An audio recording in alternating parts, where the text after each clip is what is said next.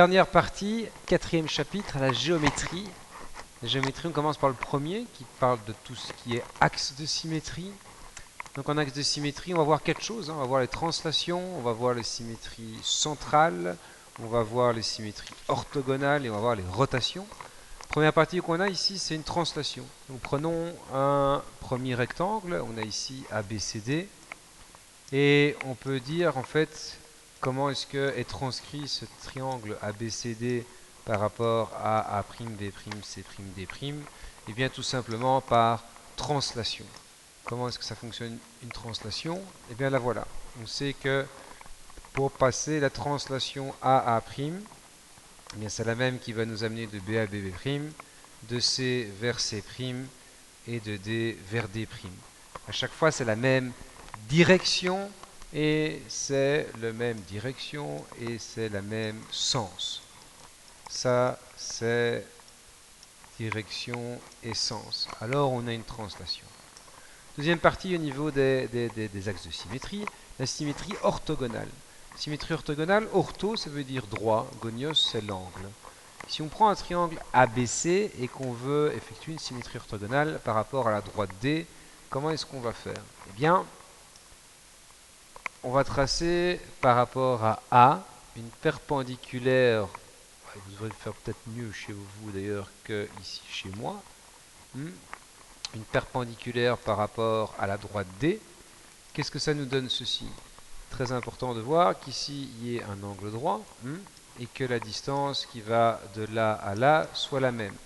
Forcément, B, comme il est sur la droite, il reste dessus, et D, comme il est sur la droite, il reste dessus.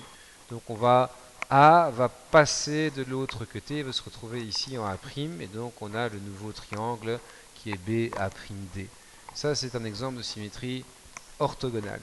Un exemple de rotation, c'est rotation, attention.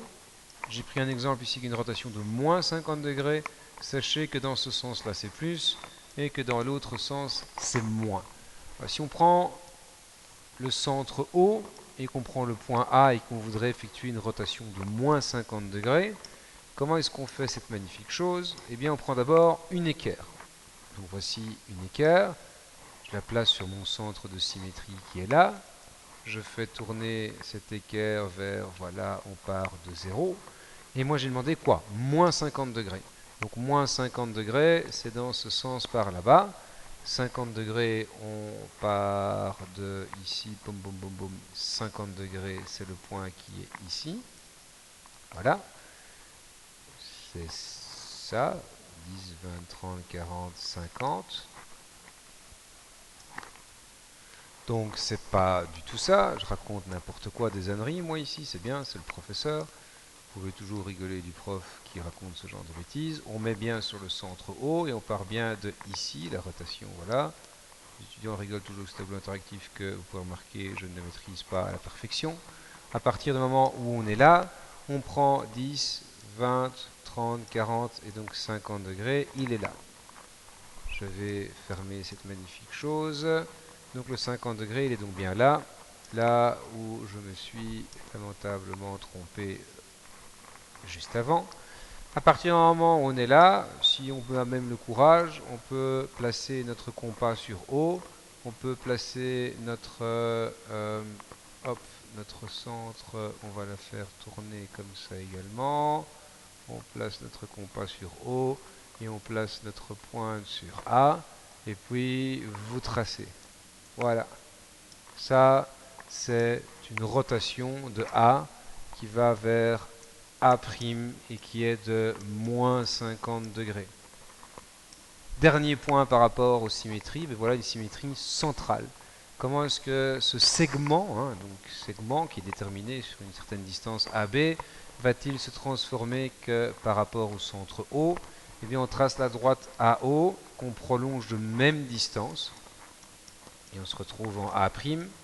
Et on fait la même chose avec BO qu'on prolonge la même distance et on se retrouve en B'.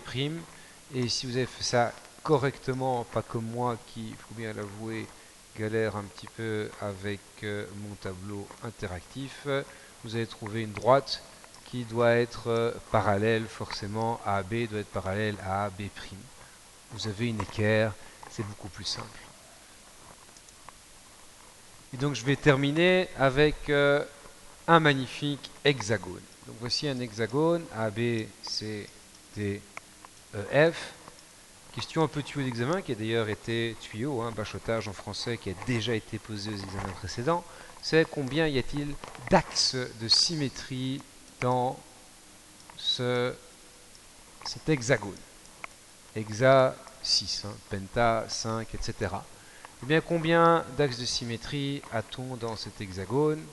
Eh bien, on en a un ici. On en a un second ici. On en a un troisième ici. On peut en trouver bien évidemment un quatrième ici. On en a un cinquième ici. Je ne sais pas pourquoi il n'a plus tellement envie d'écrire celui-ci. On va passer en mode comme ceci. Donc j'ai bien dit un quatrième ici, un cinquième ici et un sixième ici. Donc si on regarde le nombre d'axes de symétrie qui passent par ce triangle, par cet hexagone, je vais y arriver, eh bien la réponse c'est 6. Voilà, voilà pour les axes de symétrie. Je vous donne tout de suite, vous devez continuer sur le fascicule d'exercice, il faut faire quelques rotations, il faut avoir le courage, il faut déjà avoir son matériel, avoir un compas, une équerre, il faut faire 2-3 rotations, 2-3 axes de symétrie, et vous allez voir, ça va comme sur des roulettes.